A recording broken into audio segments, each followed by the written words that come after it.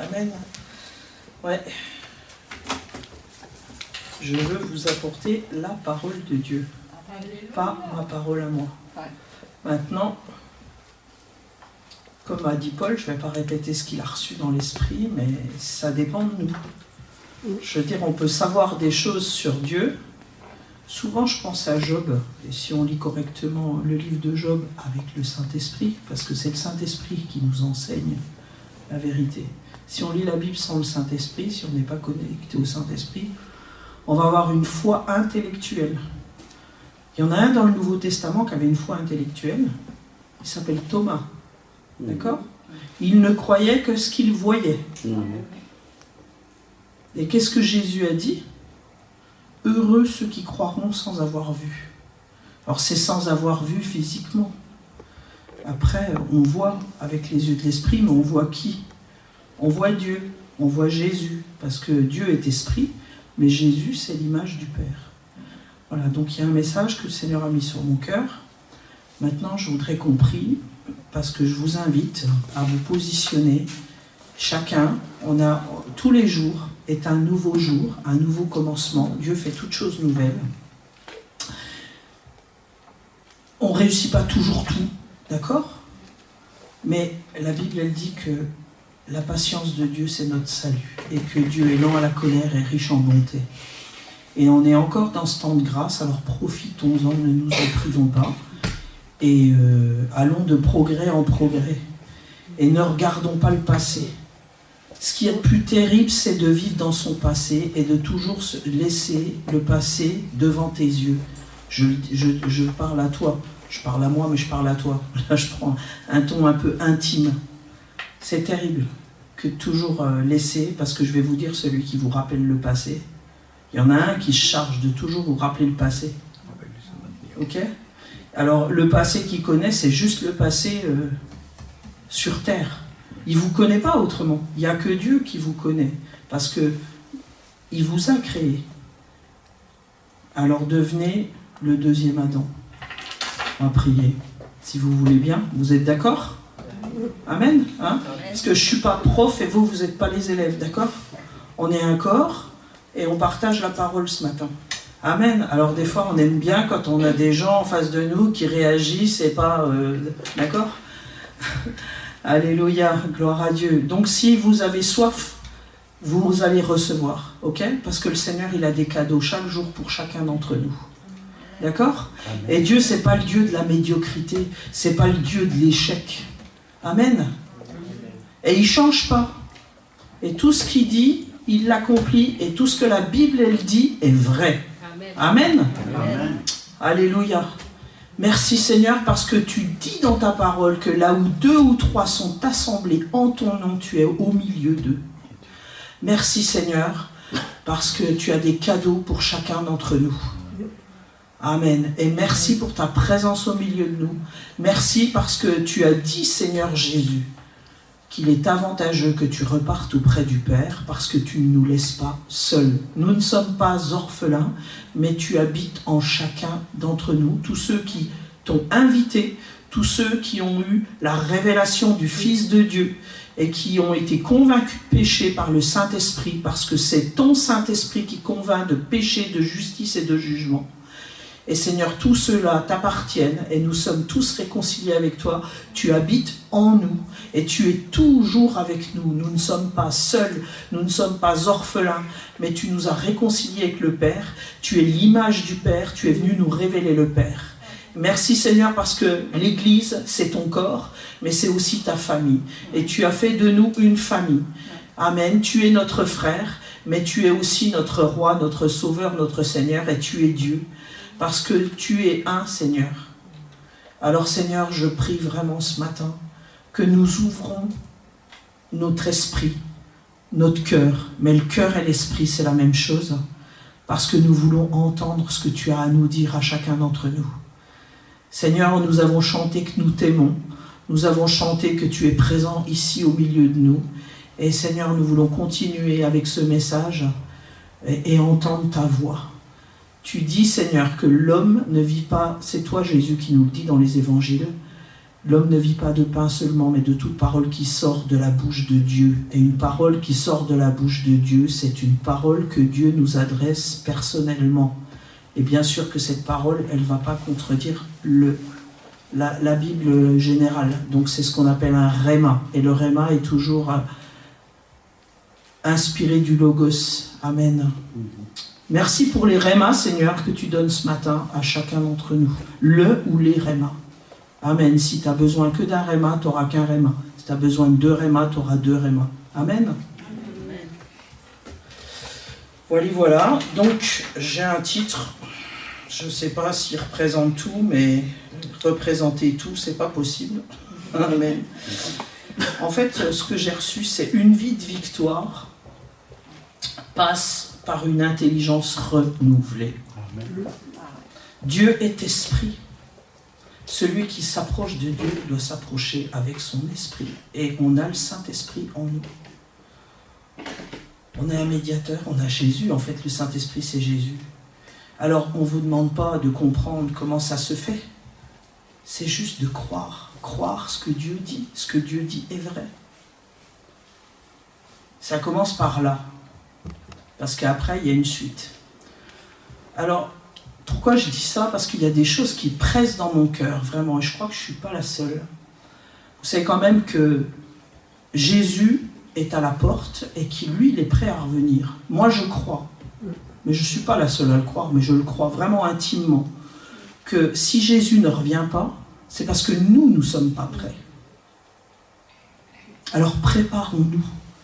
Il est dit aussi, Monique a prêché sur les vierges sages et les vierges folles, et je peux vous dire que c'était, je le sais de toute façon, mais même j'ai eu confirmation que c'était un message du Saint-Esprit, parce que j'ai un ami, c'est l'ami qui m'a conduit au Seigneur, qui est aussi pasteur sur Paris, et j'ai vu sur Facebook qu'il avait prêché ce même message, mais je ne sais plus si c'est le même jour ou une semaine avant ou après, enfin bref.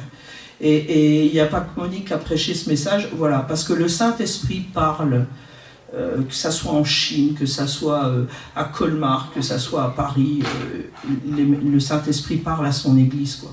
Et il y a des messages, il faut entendre ce que l'Esprit dit, parce qu'il y a des messages qui sont pour maintenant et pour aujourd'hui. Voilà. Jésus revient bientôt. Es-tu prêt? Yes. Voilà. Moi, il y a une chose qui me faisait... J'avais peur, quand j'étais jeune converti, que quand j'irais devant le Seigneur, il me dit « Je ne te connais pas ». C'était vraiment la peur que j'avais, quoi, que Jésus me dise « Je ne te connais pas ». Et la première fois que quelqu'un a prophétisé sur moi, j'étais à une réunion d'anciens, mais quand je dis d'anciens, je dis des anciens des jours. C'était des gens qui avaient 40 ou 50 ans de conversion, je pense que la moyenne d'âge c'est 70 ans, mais j'ai vraiment eu ce privilège. Je le dis comme ça aujourd'hui, j'étais la petite jeune parce que je connaissais une personne, et je me suis retrouvée à une prière, et là, un ancien a prophétisé, et la première chose qu'il a dit, Dieu te connaît. Et lui, il ne savait pas que j'avais cette peur dans mon cœur, quoi. Et tout de suite, j'ai su que c'était Dieu qui parlait au travers de cet homme. Voilà. Donc Dieu est vivant, Dieu nous aime, Dieu veut nous parler, mais est-ce qu'on le croit? Pourquoi je vous dis ça? Parce que Satan, il connaît la parole de Dieu.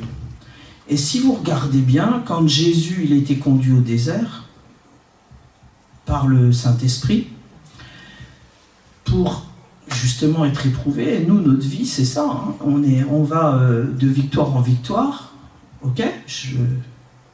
D'accord? Bon, on va garder que les victoires, et de gloire en gloire. Mais pourquoi? Parce qu'on va de combat en combat.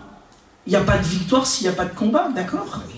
Mais ça, je pense que... Enfin, moi, peut-être je parle que de moi, parce que de toute façon, on ne peut apporter la parole de Dieu qu'à partir de soi-même, d'accord? La parole, la connaissance de la parole est une connaissance expérimentée. Si tu ne vis pas ce que tu dis, tais-toi. Parce que c'est blablabla, et ça, je crois que ça n'a aucune consistance. La parole, elle n'est pas faite pour blablater. La parole, elle crée. La Bible, elle dit, la foi vient de ce qu'on entend vient de la parole de Dieu. Je vous ramène au réma. C'est pas la parole blabla. C'est la parole que Dieu me dit à moi. Ça produit la foi. Et vous avez plein d'exemples. Alors, je vais essayer de pas... mais je reviens à ce que je vous disais. Pourquoi je vous dis tout ça? Pourquoi je vous parle que le diable connaît la parole de Dieu? On peut le voir à plusieurs endroits, mais c'est criant. On va se fixer sur le ministère de Jésus. Parce qu'il est l'image du Père et il est le chemin, la vérité et la vie. Mais Jésus, vous le trouvez dans l'Ancien Testament aussi. Et je prendrai certainement un passage pour vous le dire. À quel point la connaissance de la parole, il y a des choses qui sont profondes et qu'on ne connaît pas. Et je crois que c'est les temps où Dieu nous appelle dans les profondeurs de la connaissance. Les profondeurs de la connaissance de Jésus. On va bientôt arriver vers Noël. Excusez-moi, mais moi, le petit Jésus dans la crèche, je vais me retenir de dire ce que je pense vraiment, mais j'en peux plus, quoi. Moi, Jésus, c'est pour moi, celui que je vois aujourd'hui, c'est celui de l'Apocalypse. Et c'est pas un bébé dans une crèche, ok? Oui, il est passé par là, mais ça n'a pas duré longtemps. Vous avez tous des enfants, ça passe vite, le bébé, ok? Donc, non, mais je dis ça parce qu'il est temps. Il est temps qu'on arrête de se contenter aussi et qu'on arrête, moi je le dis pour moi, entendez-le bien, mais j'espère que vous entendrez, qu'on arrête de véhiculer des choses fausses sur Jésus et de croire des choses fausses. Parce que être pas loin de la vérité, c'est être pas dans la vérité. Et en fait, attention aux représentations qu'on a du Seigneur. Ça, c'est une prière aussi que j'ai faite. Dans mon culte personnel, je suis simple avec Dieu, ok? Des fois, quand on est à l'extérieur, on va être un peu, on va arranger les choses comme on dit, voilà. Mais avec Dieu, voilà. Moi, je dis toujours au Seigneur, je veux que mon vrai moi prie ton vrai toi. Voilà. C'est tout bébé. C'est peut-être un langage de bébé, mais c'est un langage du cœur aussi. C'est un langage sincère, ok? J'ai pas envie d'avoir des représentations de Dieu, de machin qu'a déclaré que, parce qu'il y a plein de choses comme ça, ok? Et c'est exactement ce qu'on retrouve dans le jardin d'Éden avec Satan. Quand on ne va pas à la source, ou quand on réfléchit, ou on discute, ou on se refait la vérité dans sa tête, et bien en fait, on s'éloigne de la vérité. Voilà. Donc pourquoi je vous dis tout ça aussi? Parce que vous n'êtes pas sans ignorer que le diable a préparé un antichrist. Ah, c'est quoi un antichrist? Et je vous le dis, je l'ai entendu en plus, je l'ai entendu pas dans l'esprit seulement, mais je l'ai entendu à la télé ou à la radio, je ne sais plus, des fois on lit des infos, on ne sait plus trop les sources, mais les gens attendent, oui, c'est un économiste, j'écoutais un économiste, voilà. Il disait, mais les gens attendent un sauveur. Le monde attend un sauveur. Parce que je pense qu'il n'y a pas besoin non plus d'être beaucoup éclairé pour quand même, si vous vous intéressez un peu à ce qui se passe autour de vous, j'espère quand même un peu. Vous comprenez quelque chose, vous? Enfin, il n'y a pas de mots, quoi. On va passer. Mais franchement, il n'y a pas de mots, quoi. Mais quand on lit la parole de Dieu, on comprend dans quel temps on est. Donc, écoutez quand même les informations, ne passez pas votre vie à vous abreuver des informations, mais quand même, il faut quand même écouter, mais il faut aussi écouter le Seigneur et lire la parole de Dieu. Et moi, je suis émerveillé de voir comment des choses qui se passent aujourd'hui sont écrites dans la Bible. Alors, on ne va peut-être pas les lire parce que ça va être trop long, mais je vous donne des références, allez les lire, et demandez au Saint-Esprit qui vous éclaire sur ce qui se passe aujourd'hui. Il y a Ézéchiel 36, 22 à 27, et 37, 24 à 28, et 38, 14 à 17. Voilà. Je vous inviterai, si vous avez envie, à lire ça. Donc il est parlé, je vais vous le dire en 3-4 mots, mais d'aller lire les textes, vous verrez à quel point il y a des choses qui sont précises, et c'est magnifique, quoi. Donc c'est Dieu qui parle du retour d'Israël sur ses terres. Donc c'est ce qu'on a vu et c'est ce qu'on vit encore, parce que tous les Israéliens ne sont pas ce qu'on appelle l'Alia, mais ils sont en train. Il y a des milliers de Juifs qui vont quitter la France dans pas longtemps, vous verrez. Et tous ces juifs qui rentrent, c'est parce que c'est la parole de Dieu, c'est la volonté de Dieu. Et puis, donc, je vais vite là. 38, Ézéchiel 38, 14 à 17, il est parlé de Gog et Magog. Ah, qu'est-ce que c'est que ça? Connaissez la Russie? Vous avez vu comme la Russie, elle monte là? La Chine, la Russie, l'Iran? Voilà. D'accord? Donc, Dieu règne. Et il y a des choses qui sont écrites dans la parole de Dieu depuis des milliers d'années et qui sont en train de s'accomplir sous nos yeux. Mais ça, on ne peut le voir, on ne peut le savoir que si on a le Saint-Esprit et qu'on connaît la parole et qu'on cherche aussi à comprendre. Et tout ça, c'est pas là pour nous faire peur. Je veux dire, oui, il y a des choses, voilà. Mais si on appréhende le monde, notre vie, avec nos émotions, nos sentiments et notre âme, on va être dans une espèce de, comment dire, de sentimentalisme. D'accord? Oui, il y a des choses, moi j'aurais bien voulu que la mort n'existe pas, je vous le dis franchement, d'accord? J'aurais bien voulu que la maladie n'existe pas, j'aurais bien voulu que la chute n'ait pas lieu, et qu'on puisse vivre tous comme Dieu l'avait prévu au départ, dans le jardin d'Éden. Voilà. Me demandez pas pourquoi, je ne comprends pas tout. Quand j'étais jeune chrétienne, je pensais que moi, si j'avais été à la place d'Adam et d'Ève, j'aurais pas fait la même bêtise qu'eux. Moi, je me serais pas fait avoir. Il y a longtemps que je ne pense plus comme ça. Parce que le Saint-Esprit m'a montré que il y a des situations dans ma vie où on peut les transposer avec ce qui s'est passé dans le jardin d'Éden. Hein, parce qu'il y a beaucoup de fois où j'ai plutôt cru le diable que la parole de Dieu. Hein. Et je ne dis pas que ça n'arrive plus, en tout cas je veille à ce que ça n'arrive plus. Et si ça arrive, parce que ça peut arriver, je n'ai pas d'exemple précis dans la tête, mais je vous le dis, je suis en chemin, hein, j'y reste pas longtemps. Parce que dès que je vois que, oula, déjà on sent, on perd un peu sa paix là, on perd, et voilà, et ce qu'il faut c'est vraiment avoir cette intimité avec Dieu pour pas rester dans des situations bloquées, quoi. Pour pas rester dans des pièges, pour pas rester dans le filet de l'oiseleur. Parce qu'il y a des promesses, Dieu nous délivre du filet de l'oiseleur. Amen. Alors, je dis tout ça parce que je rencontre beaucoup de chrétiens. Dieu m'en permet d'en rencontrer, je ne calcule pas, mais quand on se lève tous les matins puis qu'on a envie que la volonté de Dieu se fasse dans notre vie, c'est des prières toutes simples. Vous comprenez ce que je veux dire? Je ne réfléchis pas. Je me dis, je vis sur terre, pourquoi? Pour faire la volonté de Dieu. Je ne vis pas pour gagner des sous, hein, le capitalisme, amasser des richesses. On est venu sans rien, on repartira, enfin vous comprenez, en costume de naissance. Hein. Voilà, il y en a qui se font enterrer avec leur Cadillac, leur coffre-fort, enfin bref. On s'amasse un trésor là-haut. C'est ça que la parole de Dieu nous dit. Ok?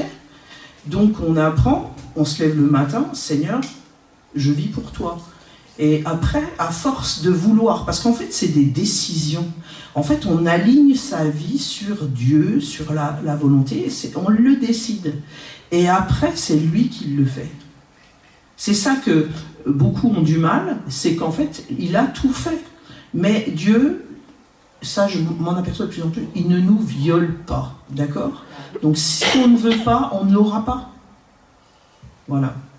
Et après, Dieu vous conduit, ben voilà, il conduit votre journée, parce que vous avez décidé de lui laisser, hein, et il vous envoie. Moi, ce que je constate, là, c'est que je vois beaucoup de frères et de sœurs, enfin particulièrement des sœurs, parce que je suis une femme, donc Dieu me mettra plutôt sur le chemin de sœurs, qui sont chrétiennes depuis longtemps, qui connaissent bien la parole, qui sont baptisées du Saint-Esprit, qui prient en langue, mais qui vont de malheur en malheur, quoi. Et bon, quand la personne, elle commence à vous raconter certaines choses, vous êtes là, vous dites, oh là, attends, et là, tout de suite, si vous vous dites pas, Seigneur, qu'est-ce qui se passe? Parce que, et si vous n'êtes pas sûr de qui est Dieu, si vous connaissez pas bien Dieu, hein, c'est-à-dire que vous ne doutez jamais de sa bonté, vous ne doutez jamais de la parole, hein, de sa puissance, de sa sainteté, ça, c'est les conditions, hein. Si vous avez un petit doute, et là dernièrement j'ai rencontré une sœur qui m'a dit « j'arrive plus à dire que Dieu est bon ». Parce que je jeûne, je prie, je fais ci, je fais ça, je vais à l'église, ça me fait, hein, voilà. Je fais tout ce qu'on peut faire, mais voilà, bon bref, après je m'arrêterai là, mais ce que je veux vous dire, c'est que le Seigneur, moi je lui ai dit, Seigneur, dis-moi ce qui se passe, parce que moi je peux rien pour cette personne, elle connaît peut-être mieux la Bible que moi, j'en sais rien, mais bon voilà, mais il y a quelque chose en tout cas qui ne va pas. Alors je ne vais pas vous donner de détails sur cette situation, parce que Dieu est bon, hein, et il sait comment nous convaincre, parce que moi c'est l'amour de Dieu qui m'a convaincu. Et Dieu a convaincu cette sœur, parce qu'il est venu, le Saint-Esprit, puis il lui a montré les choses comme lui les voyait, avec son amour, et à un moment donné, l'amour, il est plus fort que tout. Amen. Voilà, mais ce que je peux vous dire,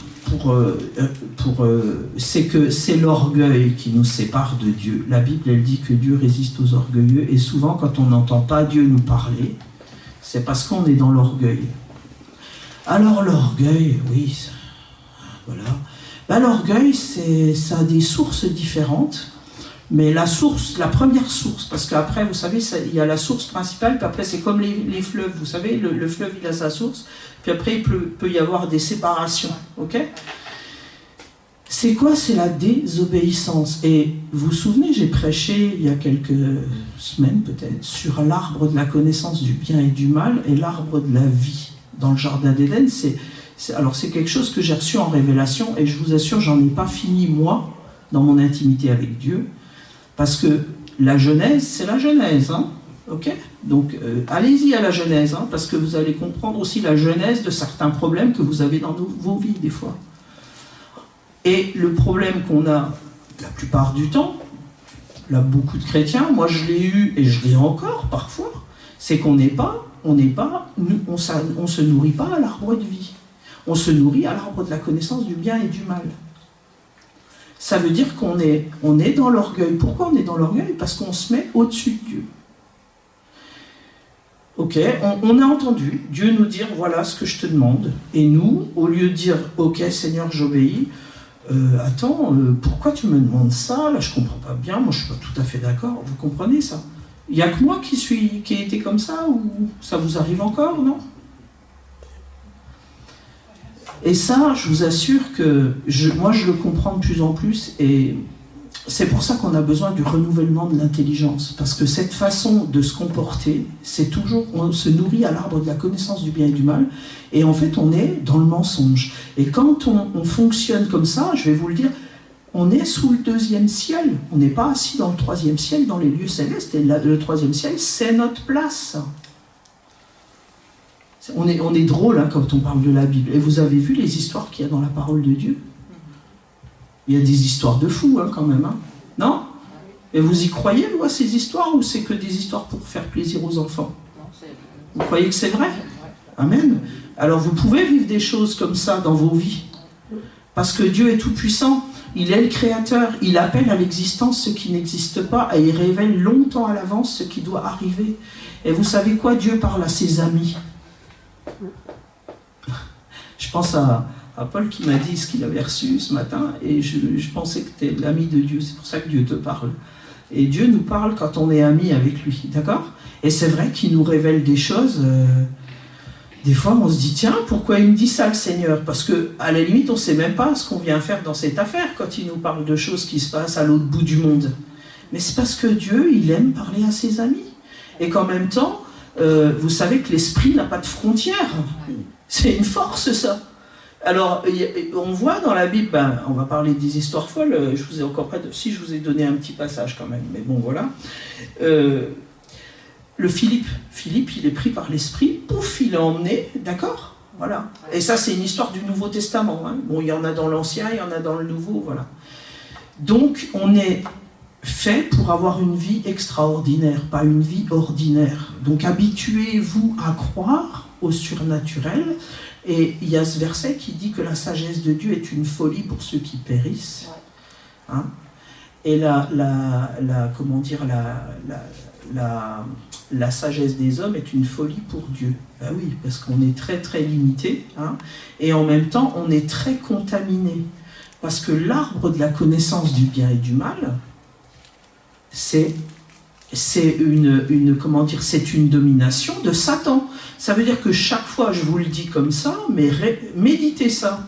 Chaque fois que vous fonctionnez dans la connaissance du bien et du mal, c'est-à-dire que vous décidez de ne pas obéir parce que vous n'avez pas bien compris pourquoi il faudrait obéir à cet endroit-là et tout ça, eh bien vous êtes dans l'arbre de la connaissance du bien et du mal, et quelque part, vous êtes en conversation avec l'ennemi. Et vous n'êtes pas dans le renouvellement de l'intelligence. C'est-à-dire quoi? Je vais vous le dire encore autrement. Jésus est appelé le second Adam, le nouvel Adam. D'accord? Donc en fait, c'est ça notre vie sur la terre. On doit vivre dans ce nouvel Adam et on doit dépendre de la parole et de plus nos sens et de quitter nos mentalités, notre façon de penser, les forteresses de faux raisonnements. Et vous savez comment ça s'appelle aussi, les forteresses de faux raisonnements? Ça s'appelle Babylone. Et il y a plein de versets, bon, il y a dans l'Ancien, parce que si vous lisez certains prophètes, notamment Zacharie, vous verrez combien il y a des choses que Dieu a déjà dit dans Zacharie et que Dieu redit dans Apocalypse. Ok? Sortez du milieu d'elle, mon peuple. Voilà.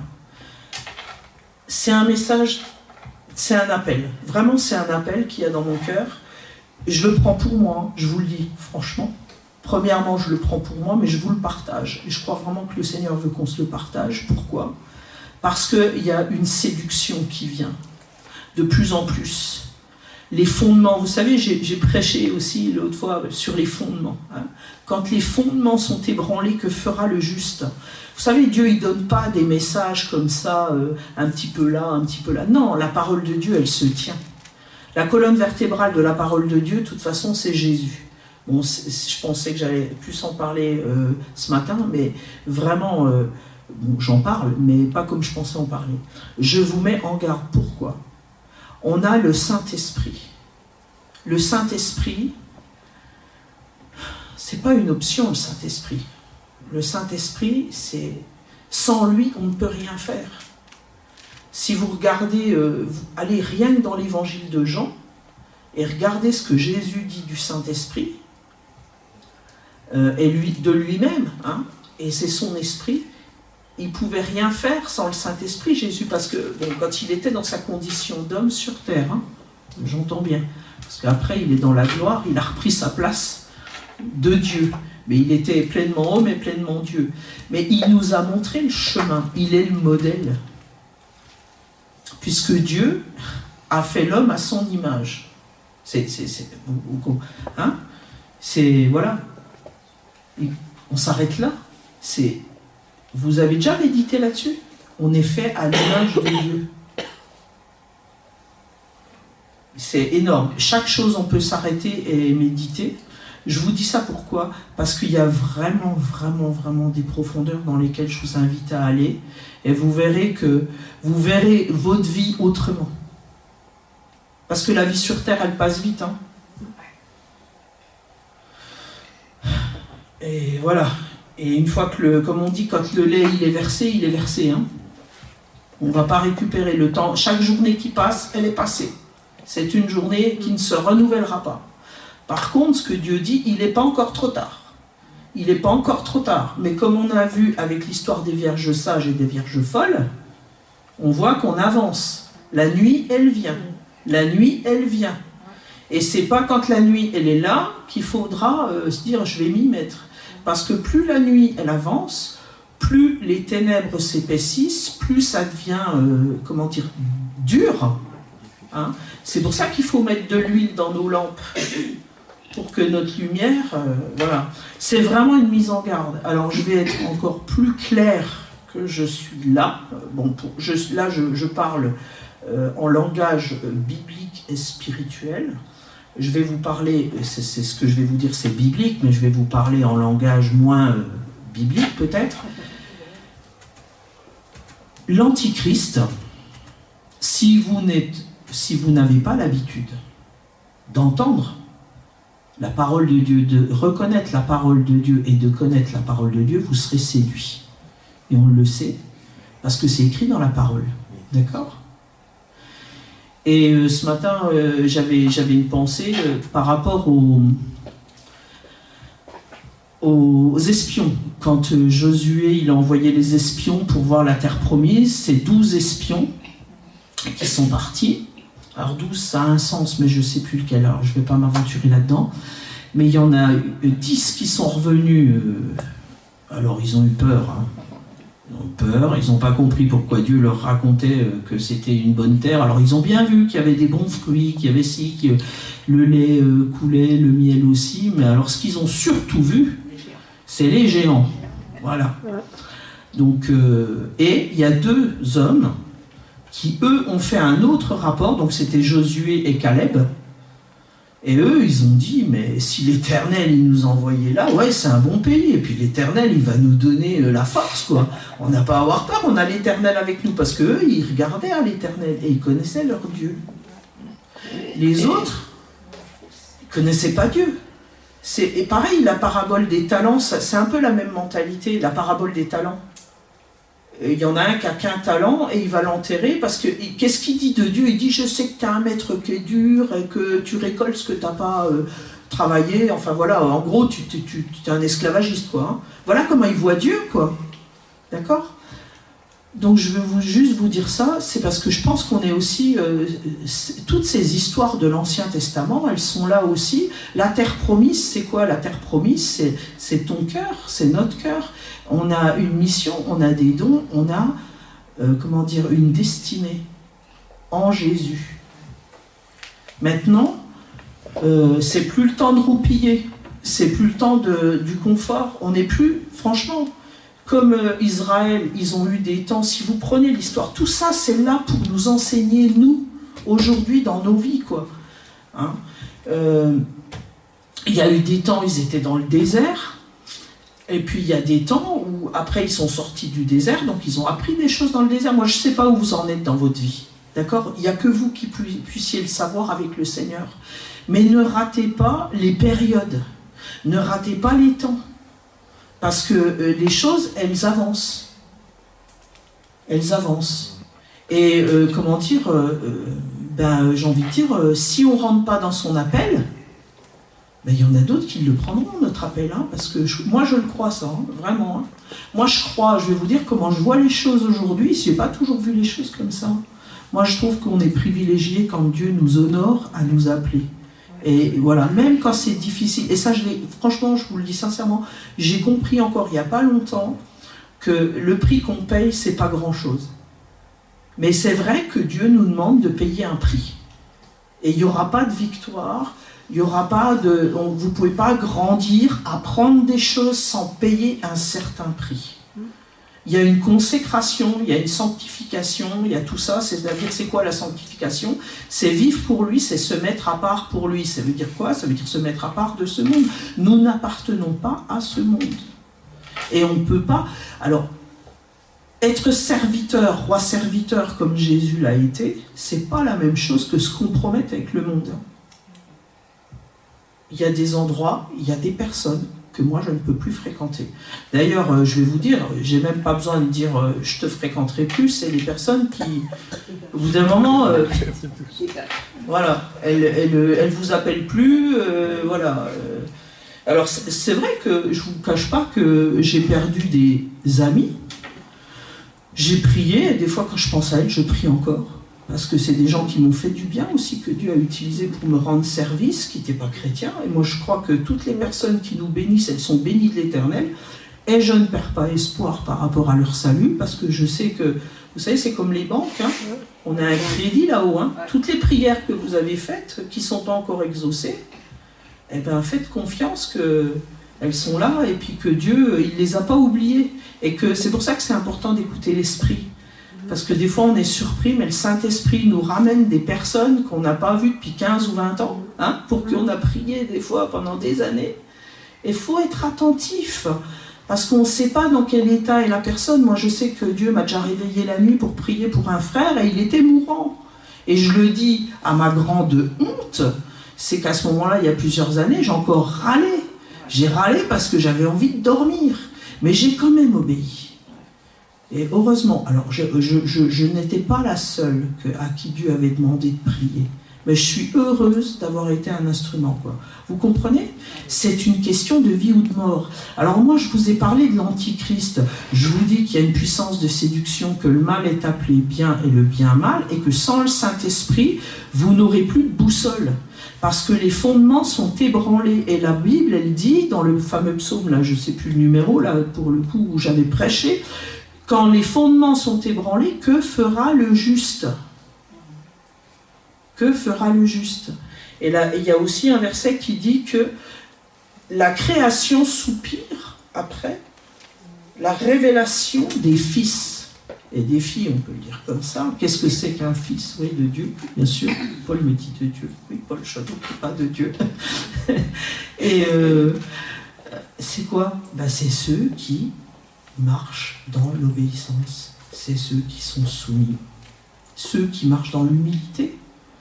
Et Dieu, il dit qu'il résistera aux orgueilleux. Donc, souvenez-vous ce que je vous ai dit, l'orgueilleux, c'est quoi? C'est celui qui n'obéit pas. C'est celui qui se met au-dessus de Dieu. Parce qu'on ne se met pas au même niveau, quelque part. On se met au-dessus, puisque à un moment, quand on décide de ne pas obéir, c'est qu'on se met au-dessus, forcément. Et souvenez-vous, qui c'est qui a essayé de se mettre au-dessus de Dieu? Satan. Et voilà, il y a d'autres exemples, la tour de Babel, la confusion, enfin toutes ces choses-là. Bon, on ne sait pas qu'ils voulaient construire une tour pour toucher le ciel, c'est autre chose, mais on ne va pas rentrer là-dedans, c'est pas mon message. Mais quand même, vous pouvez comprendre ce qui anime, et on doit veiller à ça. Quand il y a ce proverbe qui dit qu'on doit veiller sur les sources de notre cœur, parce que de lui dépend la vie, on parle de la vie éternelle, on ne parle pas de la vie physique. Parce que oui, peut-être qu'on mourra physiquement. Peut-être pas, je ne sais pas. Quand est-ce que le Seigneur reviendra? Est-ce qu'on sera encore vivant sur terre? Je n'en sais rien. En tout cas, on ressuscitera. Puisque Jésus est ressuscité. Donc la mort, elle a été vaincue, mais la parole nous dit que c'est la dernière chose qu'on verra vaincue. D'accord? Mais on va ressusciter. Alors certains pour la vie éternelle et d'autres pour le jugement. Donc c'est sérieux tout ça. Voilà, ok. Je vais conclure avec un verset. Allez.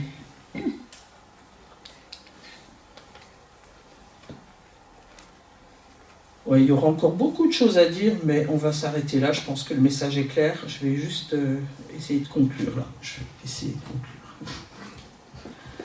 Pourquoi je vous raconte tout ça ? Ouais, ça c'est mon truc, hein. J'arrête pas de conclure. Mais là, je vais arrêter de conclure.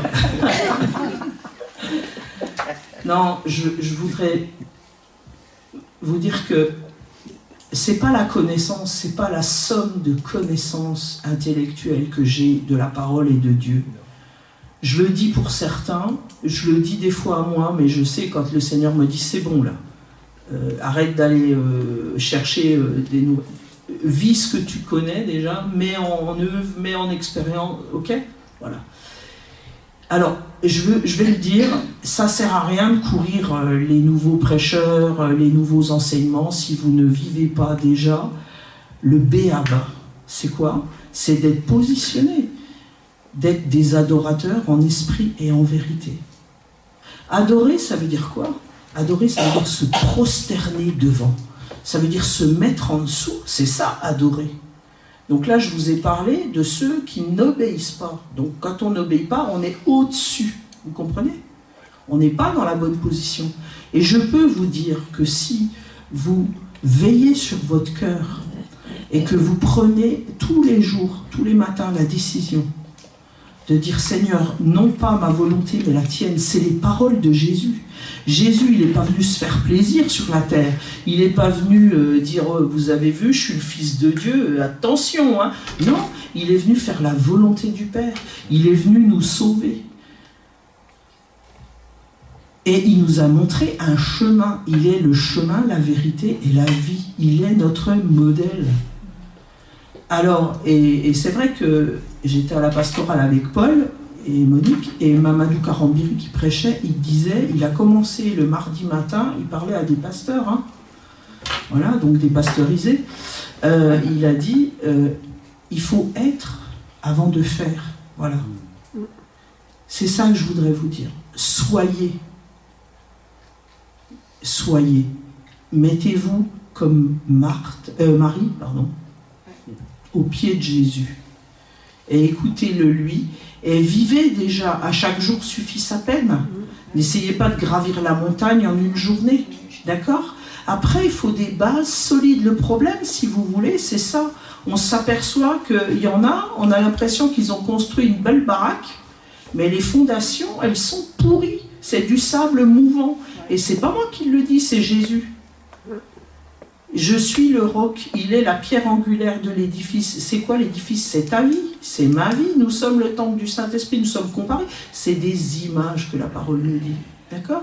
Mais c'est vrai que pour comprendre ces images et les ramener à moi, et qu'est-ce que ça veut dire dans ma vie d'aujourd'hui, il faut vraiment que j'ai ce renouvellement de l'intelligence et que je vois ma vie, que je me vois moi comme Dieu m'aime. Comme Dieu me voit.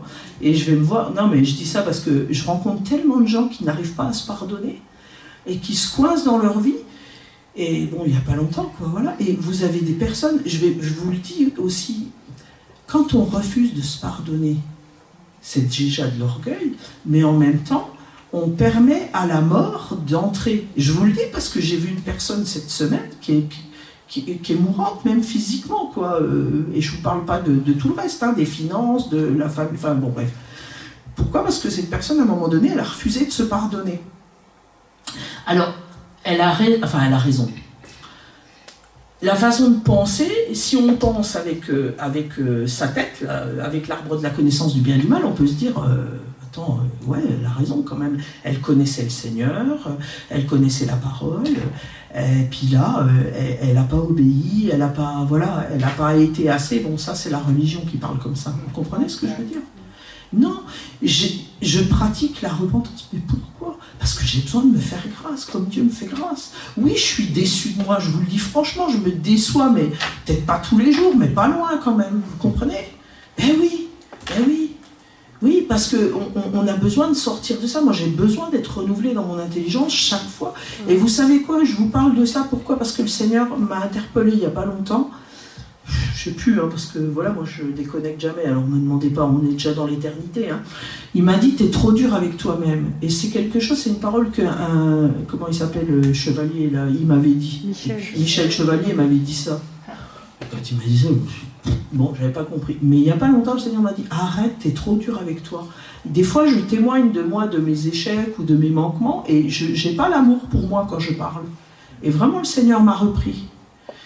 Et la première personne que vous devez, après Dieu, apprendre à aimer, c'est vous-même. D'accord? Et plus vous allez vous aimer, plus vous allez vous voir comme Dieu vous voit, plus vous allez aimer les autres.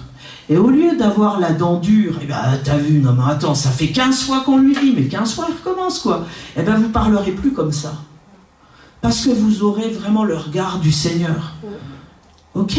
Mais si vous ne l'avez pas sur vous-même, oui, heureusement que Dieu est patient, je vous assure. Heureusement. Mais vivez dans le repos du Seigneur, d'accord? Je ne vous ai pas dit dans le laxisme, hein. Attention, hein.